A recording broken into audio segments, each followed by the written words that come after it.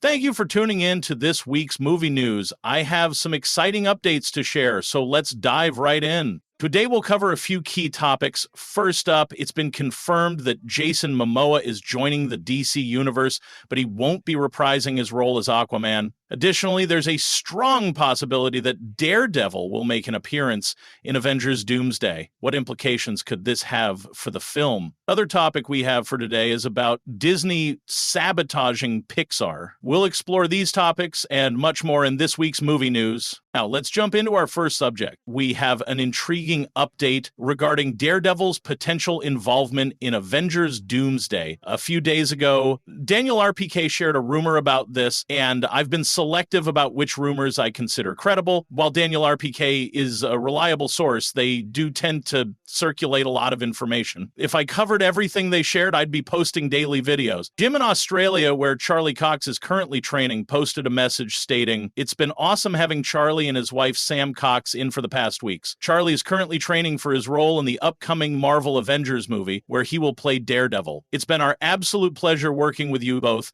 and we can't wait to watch you on the big screen. See you soon." This essentially corroborates what Daniel RPK suggested about Daredevil's role in Avengers Doomsday. I have many thoughts on this. It appears that Marvel is positioning Daredevil to take on a more significant role in the MCU than before. While he was technically part of the MCU through the Netflix series, the situation was complicated since Kevin Feige didn't have direct oversight. His notable return in Spider-Man No Way Home was a thrilling moment for fans of both Daredevil and Spider-Man. I recall the excitement in the theater when Daredevil appeared. Some audience members cheered while others were left puzzled, not understanding the enthusiasm. It created a somewhat awkward atmosphere. Disney has officially recognized all Netflix shows as part of their canon, and they are gearing up for the release of Daredevil Born Again, which is just around the corner. This has me quite excited. It seems they are aiming to elevate Daredevil's profile, possibly to enhance his Disney Plus series or to set the stage for a Spider-Man crossover. Yes, it's time to dive into some conspiracy theories. From my perspective, Avengers Doomsday is still a mystery of a movie. We know Robert Downey Jr. will be making his debut as Dr. Doom, and given that it's an Avengers film, we expect to see a lot of superheroes in there. But, I mean, right now, it's also place your bets. Is it Sam Wilson? Is it Captain Marvel? I'm pretty sure Tom Holland will be in that movie. However, with the vast array of characters in the MCU, narrowing down the main cast to 10 or 20 is quite the challenge. I must confess, Daredevil wouldn't have been among my top choices for this film.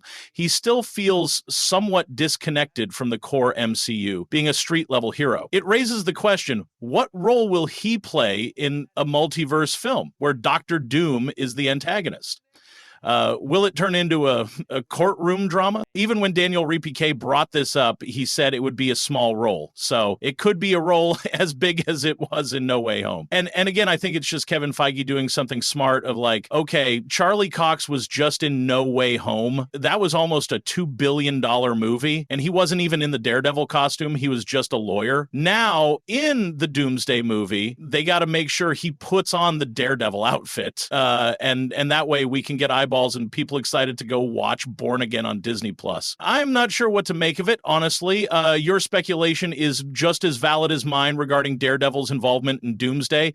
He definitely wasn't on my radar for this. Additionally, I feel for those at the gym because it seems like Feige's sniper has targeted them and they won't be around to see the new year. I'd love to hear your thoughts on Daredevil potentially joining the Avengers in Doomsday. Let's talk about Pixar, Disney, and the weird sabotage vibes coming from Disney toward one of its most beloved studios. It's unclear what issues Disney has with Pixar, but the friction appears to have been simmering for quite some time. The situation escalated during the pandemic when Disney opted to release Pixar films directly on Disney Plus, which led audiences to expect these movies at home rather than in theaters. This shift made it challenging for Pixar to regain its footing once theaters reopened. While Pixar has seen some successes lately, such as the anticipated release of Inside Out 2, there's still an underlying sense of unease. A recent article from The Hollywood Reporter highlighted some troubling aspects, including creative restrictions and corporate interference that appear to be stifling Pixar's potential.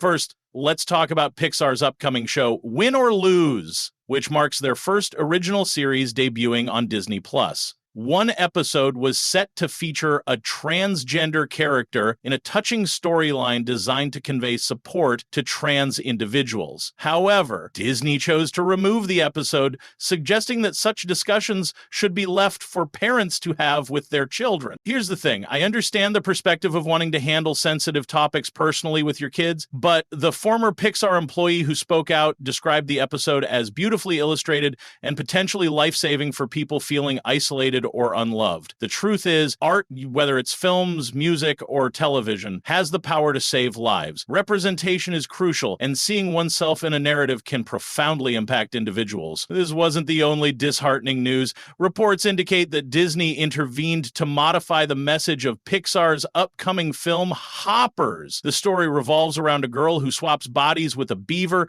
and learns to adapt to that life. Initially, the film carried a strong environmental message, but Disney requested that the filmmakers tone it down. According to the former employee, this request placed the creative team in a difficult position as the environmental theme was integral to the narrative. It's frustrating to see Disney caving to a loud minority online that loves to stir up outrage over anything they label woke. The reality is that Disney has a long history of producing films with meaningful messages, be it environmental themes in Wall-E, family values in Coco, or inclusivity in Zootopia. The essential element has always been to blend these themes with compelling storytelling. Take Wall-E as a prime example.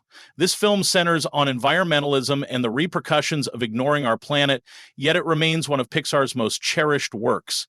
It demonstrates that a significant narrative can resonate without alienating viewers. However, Disney now appears overly cautious about potential backlash, leading them to dilute what could be genuinely impactful stories. Let's face it, films don't fail due to a single controversial scene. Look at Lightyear. Many pointed fingers at the same-sex kiss for its lackluster performance, but the truth is, the movie wasn't that great, and audiences weren't that interested in a Toy Story spin-off without the other toys. It's easier to blame representation than to acknowledge that a film may not have connected with its audience. Ultimately, I remain enthusiastic about Pixar's future projects, but I wish Disney would understand that messages and themes are not the issue. They have always been integral to what makes their films exceptional. The focus should be on crafting quality stories and resisting the pressure from the loudest online voices. What are your thoughts on this? Are you optimistic about Pixar's direction, or do you believe Disney's approach is misguided? And another big old piece of news that got revealed I definitely wanted to talk about is Jason Momoa playing Lobo in Supergirl Woman of Tomorrow. This revelation has genuinely excited me for several reasons. Firstly, it's quite surprising because we now know that Jason Momoa is part of the DC universe, but he won't be reprising his role as Aquaman. You may recall that when James Gunn took over, he held meetings with existing DCU actors to discuss their future within the franchise. After his meeting, Jason Momoa emerged visibly thrilled and enthusiastic.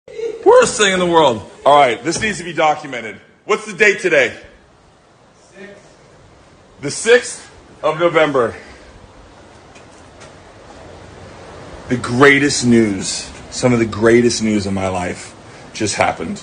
I can't say anything about it. Fuck yes! Oh! I can't wait to share with you, but they won't let me share anything.